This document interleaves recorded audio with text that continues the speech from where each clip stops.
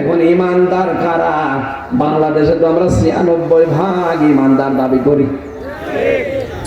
যাদেরই কাটা আছে তারাই বলি আমরা ইমানদার। ঠিক আছে, আমাদের কন্যা যেহেতু চলে গেছে, যার সাথে গেছে ওনার সাথে কিন্তু বিয়ে করা জায়েজ নেই, কারণ উনি আগা কাটা নেই।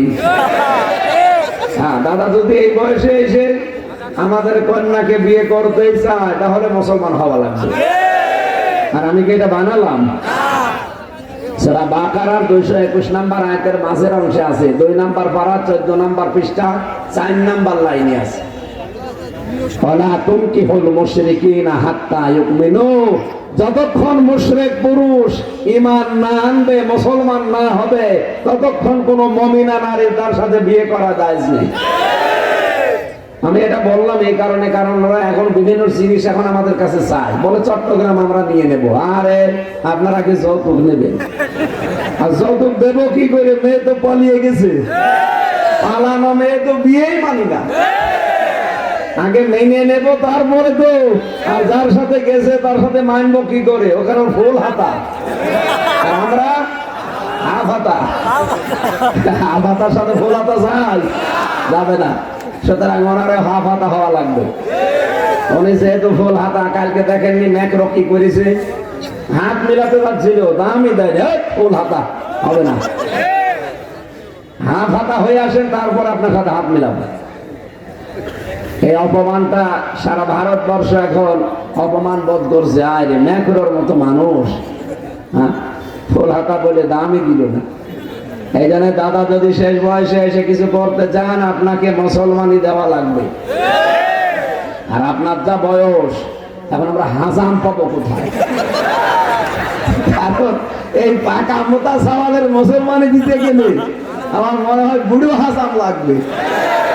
আর কেউ তো চোখ খুলেও জিনিস কাটতে পারবে না, চোখ বন্ধ করে কাটা লাগবে। বুড়ো মানুষ চোখ বন্ধ করে কাটতে দেবেন, শেষে আগা কাটতে যে গোড়া কেটে পারবে। এই জন্য আমার মনে হয় এ বয়সে রিস্ক না নেওয়াই ভালো। যেভাবে আসেন থাকেন, অন্তত আমাদের কন্যাকে আমরা ফেরত চাচ্ছি, ফেরত দেন, ওনারে আমরা আল্লাহর কাছে পাঠিয়ে দিই। আল্লাহ যা করে করবে।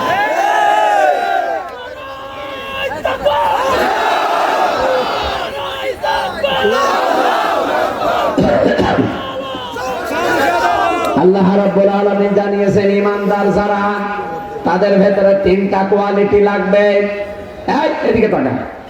এই ৩টা গুণ যদি দুনিয়ায় কারো ভেতরে আপনি পান, আল্লাহ রাসূলের পরে আপনি তাদেরকে অভিভাবক হিসাবে গ্রহণ করবেন, দায়িত্ব তাদেরকে আপনি দেবেন। এই ঘোষণা কার? ১ নম্বরে আল্লাযীনা ইউকিমুনাস সালাতা ওয়া ইউতুনাজ যাকাতা ওয়া হুম রাকিউন। দুনিয়াতে যারা নামাজ কায়েম করে, যারা সম্পদের যাকাত আদায় করে, যাকাত ভিত্তিক অর্থনীতি কায়েম করার জন্য যারা চেষ্টা চালায়, আর যারা রুকুকারীদের সাথে রুকু করে, তার মানে জামাতবদ্ধ হয়ে নামাজ পড়ে, এই ৩টা গুণ যাদের আছে তাদের সাথে আপনি বন্ধুত্ব করবেন, তাদেরকে অভিভাবক হিসাবে মানবেন, তাদেরকে দায়িত্ব দিয়ে দেবেন। আল্লাহ বলেন, আমাইয়াতাওয়াল্লাহ, যে ব্যক্তি আল্লাহ ওয়া রাসূলহু এবং তার রাসূল, আল্লাযীনা আমানু, আর যারা ঈমানদার, এদের দিকে যারা ফিরে যাবে, এই মানুষগুলো আল্লাহর সৈনিক, সেনাবাহিনী।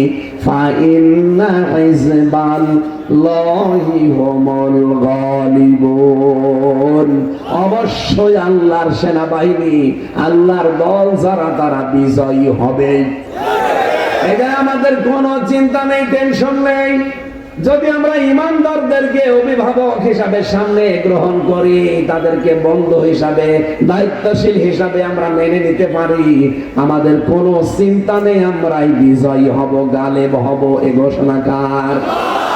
এবার আসেন তো প্রথম শব্দটার ব্যাখ্যায়, শুনবেন তো নাকি? ১ নম্বরে আমরা বন্ধু হিসাবে, অভিভাবক হিসাবে কাকে নেব? আল্লাহকে আপনি বললেই হবে না। রাব্বুল আলামিন বলেন, আমাকে যদি বন্ধু হিসাবে পেতে চাই, আমি আল্লাহর ঘোষণা শুনি নাও। সূরা বাকারা 3 নাম্বার পারার 2 নাম্বার পৃষ্ঠার প্রথম নাম্বার লাইনে 257 নাম্বার আয়াত প্রথম অংশে আছে আল্লাহু ওয়ালিয়ুল্লাযীনা আমানু ইখরিজুহুম মিনাজ যুলুমাতি ইলান নূর। বলেন আল্লাহু আকবার। আমার কথা বুঝতেছেন? আল্লাহ বলেন যারা ঈমান আনে আমি নিজেই তাদের বন্ধু হয়ে যাই।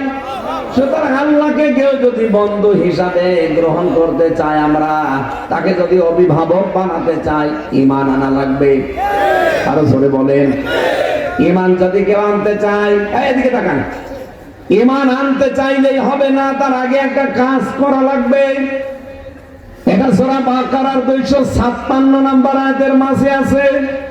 রব্বুল আলামিন বলেন ফামাইয়াকফুর বিত্তাগুতি ওয়া ইউমিন বিল্লাহ ফাকাদ ইসতামসাকা বিল উরওয়াতিল ওয়াসকা লা ইনফিসামা লাহা।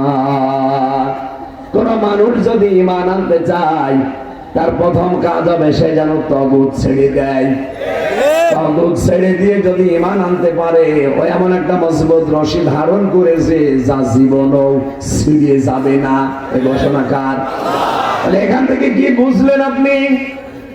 ঈমান আনতে হলে প্রথম কাজ আপনার তাগুত ছাড়া লাগবে। কথা বলেন না কেন? তাগুত কি? তাগুতের অর্থ 4টা। 1 নম্বরে তাগুত হচ্ছে ওই শক্তি যে আল্লাহর হুকুম নিজে মানে না, অন্য কেউ মানবে, মানতেও দেয় না। বাংলাদেশে এরকম শক্তি ছিল না। কথা বলেন। নিজে আল্লাহর বিধানগুলো মানে না, অন্য কেউ সে মানবে, মানতেও দেয় না। 2 নম্বরে তাগুতের অর্থ হচ্ছে মানুষের তৈরি করা আইন। কথা বলেন। এই পৃথিবীতে মানুষ যে আইনগুলো বানিয়েছে, যে ডক্টর কামাল তার বানানো সংবিধান দিয়ে 54 বছর চলছে, কি পেয়েছেন আপনারা?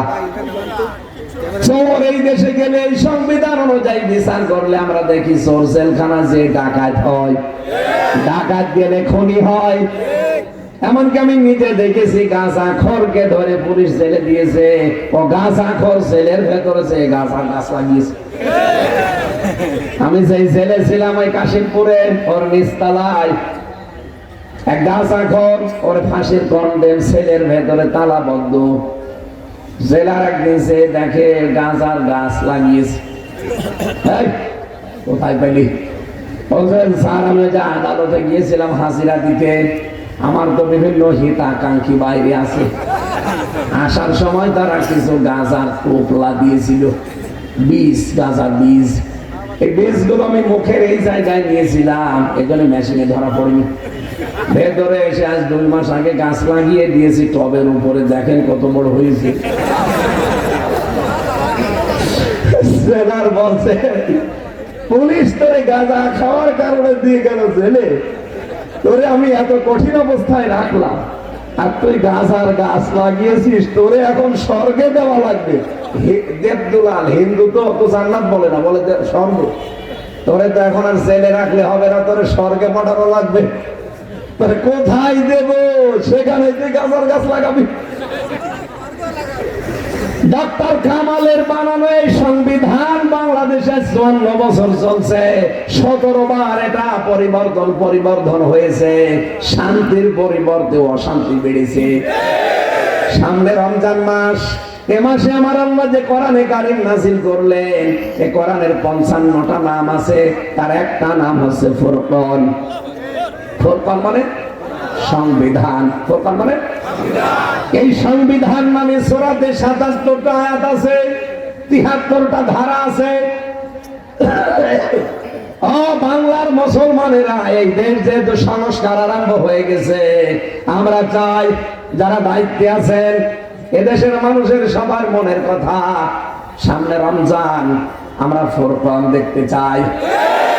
এই 77টা আয়াতের 73টা ধারা নিয়ে আপনি সংবিধানটা তৈরি করেন, 41 সাল লাগবে না, 41 ঘন্টার ভেতরে বাংলাদেশ মিনি জান্নাত হয়ে যাবে। এই সংবিধান আমরা চাই না।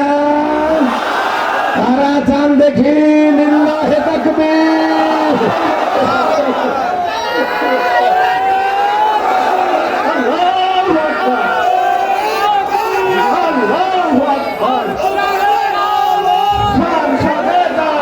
আলহামদুলিল্লাহ ভাই।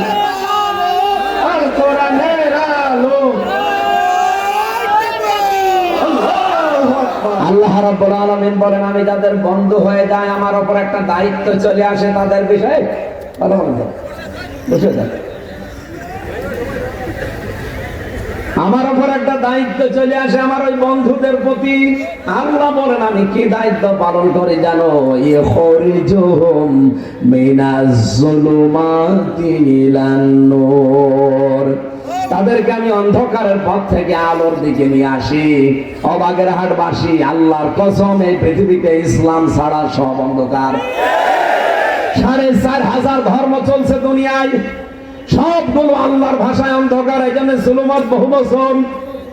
ইসলাম যে আলো, এই জন্য আল্লাহ দিয়েছেন ইলান নূর ১ বছর। সুতরাং ইসলাম বাদ দিয়ে পৃথিবীর কোন ধর্ম, পৃথিবীর কোন আইন কানুনের পেছনে যারা ছুটতেছেন, এখনো আপনি আল্লাহকে অভিভাবক বন্ধু পাননি।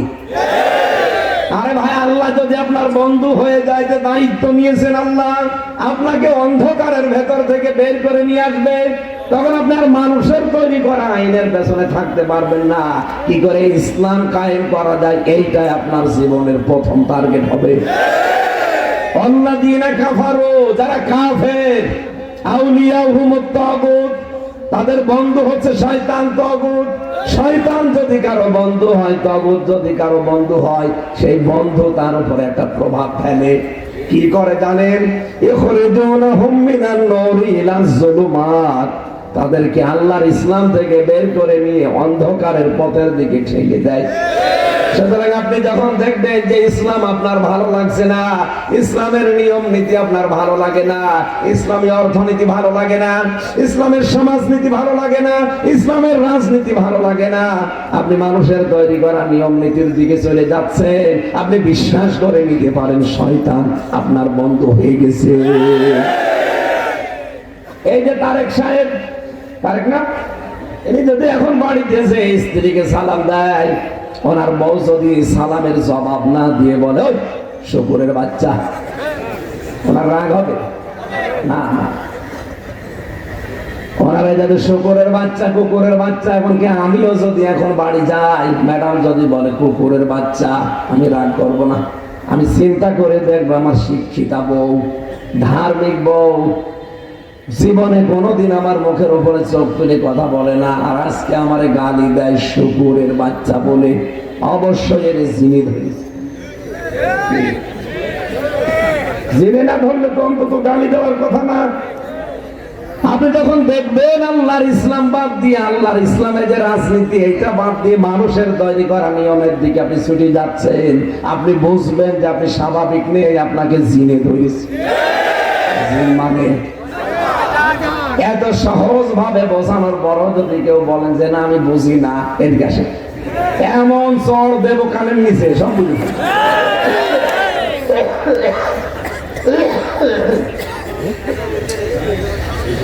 2 নাম্বার, এই পৃথিবীতে আমাদের বন্ধু হওয়া দরকার। 1 নম্বরে আল্লাহকে বন্ধু পেলে আপনি এই কাজগুলো পাবেন। আল্লাহ নিজে আপনাকে অন্ধকারের ভেতর থেকে বের করে করে আলোর দিকে নিয়ে যাবে। আর শয়তান যদি বন্ধু হয়, আপনাকে আলোর দিক থেকে বের করে অন্ধকারের দিকে নিয়ে যাবে। এখন আপনি কার বন্ধু হিসাব করে দেখেন, আপনি কি আল্লাহকে অভিভাবক পেয়েছেন না শয়তানকে? 2 নম্বরে ও রাসূলুহু, আমার রাসূল হবে তোমাদের বন্ধু। ও বাংলার মুসলমানেরা, বাগেরহাটবাসী, বাংলার মুসলমানদেরকে বলছি, রাসূলুল্লাহকে যদি অভিভাবক বন্ধু, যদি আমি দায়িত্বশীল হিসাবে মেনে নিতে চাই, 4টা কাজ আমার দুনিয়ায় করা লাগবে। কারণ এই 4টা দফা আমার নবীজির জীবনে ছিল। কয়টা? 4 জায়গায় কোরআনে আয়াত আছে। সূরা বাকারার 129 নম্বর আয়াত, 1 নম্বর পারা 19 নম্বর পৃষ্ঠা 4 নম্বর লাইনে আছে। সূরা বাকারার 2 নম্বর পারার 2 নম্বর পৃষ্ঠা 7 নম্বর লাইনের 151 নম্বর আয়াতে আছে। সূরা আলে ইমরান 4 নম্বর পারা এটা 10 নাম্বার পৃষ্ঠার 13 নাম্বার লাইনের 164 নাম্বার আয়াতে আছে। আর সূরা জুমা 28 নাম্বার পারা, এটা 2 নাম্বার আয়াতে আছে। 4 জায়গায় একই কথা আল্লাহ দিয়েছে যে রাসূলের কর্মসূচি ছিল 4টা। দুনিয়ায় কেউ যদি এই 4 দফা কর্মসূচির সামনে নিয়ে এগিয়ে যেতে পারে, আল্লাহর কসম সে রাসূলুল্লাহকে বন্ধু পেয়ে যাবে। আর নবীজি যদি কারো বন্ধু হয়, কিয়ামতের দিন আল্লাহর নবী সুপারিশ করবে। কোরআনে কারিমে এবার দেখেন তো আপনি মিলাতে পারেন কিনা আপনার জীবনে। ওয়াল্লাযী বাআসা ফিল উম্মিয়িনা রাসূলাম মিনহুম ইয়াতলু আলাইহিম আয়াতিহি ওয়া ইউযাক্কিহিম ওয়া ইউআল্লিমুহুমুল কিতাবা ওয়াল হিকমা ইলা আখিরি আয়াত। আল্লাহ বলেন তিনি সে আল্লাহ যিনি উম্মি নবীকে তোমাদের ভেতরে পাঠিয়েছেন। 4টা কাজ তিনি করতেন। ইয়াতলু আলাইহিম আয়াতি, আল্লাহর আয়াত তেলাওয়াত করে করে শোনাতেন। এই দেশে যারা ইসলাম কায়েমের জন্য কাজ করেন, এই দেশে যারা ইসলামকে রাষ্ট্রীয়ভাবে নেওয়ার জন্য সিদ্ধান্ত নিয়েছেন, তাদের প্রথম কর্মসূচি এটা হওয়া লাগবে। আপনি আয়াত তেলাওয়াত করে মানুষকে শোনাবেন। আজ বাংলাদেশে বহু মানুষ এই কর্মসূচি হাতে নেয়নি। আমার বাবা এই করেছে, এইটা শোনায়, ওইটা শুনে আমি করবো না। জেলখানায় আমাকে যখন ওই ফাঁসির কন্ডেম ছেলে তালাবদ্ধ করে রেখেছিল 3 বছর, একদিন কারারক্ষীরে বললাম যে ভাই সারাদিন তো তালা লাগিয়ে রাখেন, বাইরেও যেতে দেন না, 24 ঘন্টা এক ঘরের ভেতরে ভালো লাগে না, আবার সিসি ক্যামেরা দিয়ে রেখেছেন, কেউ যেন আমার সাথে কথা না বলে। আপনি একটা কাজ করেন, আমার একটা বই এনে দেন, আমি একটু পড়বো। আল্লাহ পরের দিন বই এনে দিয়েছে, বঙ্গবন্ধু আত্মজীবনী। ও ছাতা প্রদান করে বললাম এই বই না, ভালো বই নিয়ে আনেন। পরের সপ্তাহে নিয়ে এসেছে বঙ্গবন্ধুর ছেলেবেলা। মেজাজ গেল খারাপ হয়ে, আরে ভাই আপনাকে ভালো বই আনতে বলি। কি ভালো বই আনবো, লাইব্রেরিতে এসা পাওয়া যায় না, ভালো বই এবার নিয়ে আনবেন। পরের দিন নিয়ে এসে বঙ্গবন্ধু চীন সফর, একটা গালি দিয়ে দিলাম, কারণ নাম তো মালায়নের নাম। বললাম আপনার আসার দরকার নেই, আমার দায়িত্বে যদি মুসলমান কারারক্ষী আসে তারে আমি বলবো। ওই দিন বলেছিলাম যে ভাই বই যদি এরকম দিতে চান, আমার ফাঁসি চাই, এই বইটা দিতে পারেন না, ওই বই পড়তে নেই। বললাম আমি মেজর ডালিম বলছি, এই বই দিতে পারেন না। আমি বঙ্গবন্ধু চীন সফর ছেলেবেলা আত্মজীবনীয় ছাতা পড়ি, আমি করবো কি? যদি পড়তে হয় নিয়ে আসেন, আমি মেজর ডালিম বলছি, ওইটা পড়লে জানা যাবে। আমার ফাঁসি চাই মতিয়ার রহমান রেন্টুল লিখা, এই বইটা নিয়ে আসেন। বলছে ওই বই পড়া যাবে না। পরবর্তীতে সাক্ষীর আর এক কারারক্ষী পেয়েছিলাম, আশরাফ। ওরে বললাম যে ভাই আপনার বুকে অন্তত মুসলমানের নাম লিখা, আপনি একটু তাফসীর এনে দিতে পারবেন আমারে? উনি এটিএম আজহারুল ইসলাম ছিল, নাম শোনেননি? ওনার কাছ থেকে 2টা বই আর 2টা তাফসীর এনে দিল, একটা প্রোডাক্টিভ মুসলিম, আর আমি কারাগারের রাত দিন জয়নব আল গাজালির, আর তাফহিমুল কোরআন ফি জিলালিল কোরআন, এই 4টা। এই পৃথিবীতে সবচাইতে বেশি ভালো লাগে যে 2টা তাফসীর, তাফহিমুল কোরআন আর ফি জিলালিল কোরআন। আল্লাহ যেন ইচ্ছা করে ওদের হাত দিয়ে আমার কাছে ওই 2টাই পাঠিয়েছে। আপনার জীবনে তো টার্গেট থাকা লাগবে যে আমি কোরআন দিয়ে মানুষকে দাওয়াত দেব, তেলাওয়াত করে মানুষকে শোনাবো। কোরআন আমার আল্লাহর চাইতে সত্য কথা দুনিয়ায় কেউ বলতে পারে? পৃথিবীর মানুষের কম বেশি সবার দোষ গুণ আছে, কিন্তু আমার আল্লাহর কথায় কোনো দোষ গুণ আমান আসদাকু মিনাল্লাহি কিলা। এইজন্য দাওয়াতি কাজের প্রথম মিশন বানাবেন, কোরআন তেলাওয়াত করে মানুষকে শোনাবেন। 2 নম্বরে সাক্ষীহীন, আপনি পবিত্র করবেন কোরআন দিয়ে। কোরআন দিয়ে পবিত্র কিভাবে করা লাগে? কোরআনে কারীম বুঝতে হবে, পড়তে হবে, এবং এটা সমাজে, পরিবারে, রাষ্ট্রে কায়েম করতে হবে। কথা বলে না কেন? এইবার বাংলার জমিনকে যদি পবিত্র করতে হয়, সুদ থেকে, ঘুষ থেকে, জেনা থেকে, মিথ্যা মামলা থেকে, চুরি থেকে, ডাকাতি থেকে, এর ভেতরে আল্লাহ 500 আইন দিয়েছেন। এইগুলো সংসদে কায়েম করা লাগবে। সুতরাং যারা কোরআনে কারিম ওখানে নিয়ে আইনগুলো পাশ করবে, এই মানুষগুলো হবে আপনার অভিভাবক। 3 নম্বরে আল্লিমাহুমুল কিতাব, কিতাবের শিক্ষা ব্যবস্থা জারি করা লাগবে। জালেমরা সবচেয়ে বড় ক্ষতি করেছে এইটা, ওরা আল্লাহর কিতাবের শিক্ষা পুরাটা তুলে দিয়ে এমন এমন শিক্ষা লাগিয়েছিল যেটা পড়াও যায় না, পড়ানো যায় না। ক্লাস 7, 8, 9 আপনি পড়তে পারবেন, পড়াতে পারবেন। যদিও তত্ত্বাবধায়ক এখন যারা আছে উপদেষ্টা, এরা এখন পুরাটা বাদ দিয়ে দিয়েছে, নতুন কিছু সংযোজন করছে। ধর্ম উপদেষ্টা ডক্টর আফাম খালেদ সাহেব জানিয়েছে, আল্লাহর কোরআন থেকে, নবীর হাদিস থেকে 100 মার্কের আমরা সিলেবাস সামনে বানাবো। জোরে বলেন সুবহানাল্লাহ। হেকমা, হেকমা মানে সুন্নাহ, নবীজির আদর্শ দিয়ে এই পরিবার, সমাজ, রাষ্ট্র সাজাতে হবে। এই 4টা কর্মসূচি যারা সামনে নিতে পারে, এরা হচ্ছে রাসূলুল্লাহকে বন্ধু, অভিভাবক, গাইডলাইন দাতা পাবে। 3 নম্বরে ইমানদার হবে আমাদের বন্ধু। ইমানদারের কাজ কয়টা বললাম? 3টা। বলেন কয়টা? 1 নম্বরে যারা নামাজ কায়েমের আন্দোলন করে, বাংলাদেশে আজ হাজার হাজার মানুষ আছে নামাজ কায়েমের আন্দোলন করে, কে আপনি টের পান না? সুতরাং যারা নামাজ কায়েমের আন্দোলন করবে, এই মানুষগুলোকে বন্ধু বানাবেন, অভিভাবক বানাবেন। এদের উপরে দায়িত্ব দিলে নামাজ কায়েমেরা করতে পারবে, এই সিদ্ধান্তে আপনাকে আসা লাগবে। 2 নম্বরে ওয়ায়ুতুনা যাকাত, যাকাত ভিত্তিক অর্থনীতি কায়েম করতে হবে। বাংলাদেশে আজ সুদ 6 লাখ চলছে। এখানে বহু মানুষ বসে আছে, আমি জানি, যারা টাকা ছেড়ে রাখে টাকা আসে। এই কথা বলছে না কেন? 1000 টাকা দিলে 1200 টাকা দেয়, 200 টাকা বেশি দেয়। এরকম মানুষ নেই? কারা কারা এই ব্যবসায় আছেন হাত তোলেন তো। না নেই, আলহামদুলিল্লাহ, যাক ভালো, বাগের হাট তো অনেক উন্নত। সুতরাং যদি কেউ এই কাজ করে থাকেন, আপনি মায়ের সাথে জেনা করছেন। আরো জোরে বলেন নাউজুবিল্লাহ। মায়ের সাথে জেনা করে নামাজে দাঁড়ালে নামাজ হবে? সামনে রোজা রাখলে রোজা হবে? সুতরাং এই অর্থনীতি যাকাত ভিত্তিক করার জন্য চেষ্টা করা লাগবে না? কারণ এটা ফেরেশতারা করবে। এই জন্য আমাদের অভিভাবক, আমাদের দায়িত্বশীল, আমাদের বন্ধু, এমন মানুষ সামনে আমরা বানাবো যারা যাকাত রাষ্ট্রীয়ভাবে কায়েম করতে পারে। ইসলামী ব্যাংকে যে 28টা নিয়ম নীতি চলে, মুশারাকা, মুদারাবা, মুরাবাহা, বায়ে সালাম, বায়ে ইস্তিসনা, বায়ে মুআজ্জাল, বায়ে ওয়াহিদা, এরকম 28টা নিয়ম আছে। আর সোনালী, রূপালী, চৈতালি, অগ্রণী যত ব্যাংক আছে, সবগুলোতে যদি এই নিয়ম নীতি চালু করে দিতে পারতাম, আর এটা হবে তখন যখন রাষ্ট্রীয়ভাবে যাকাত কায়েম হবে। এই জন্য যাকাত ভিত্তিক অর্থনীতির জন্য যারা কাজ করে, যারা সম্পদের যাকাত দিয়ে দেয়, এরা হবে আমার অভিভাবক, এরা আমার বন্ধু। অহুম রাকিউন, যারা রুকুকারীদের সাথে রুকু করে, তার মানে জামাতবদ্ধ হয়ে যারা নামাজ পড়ে।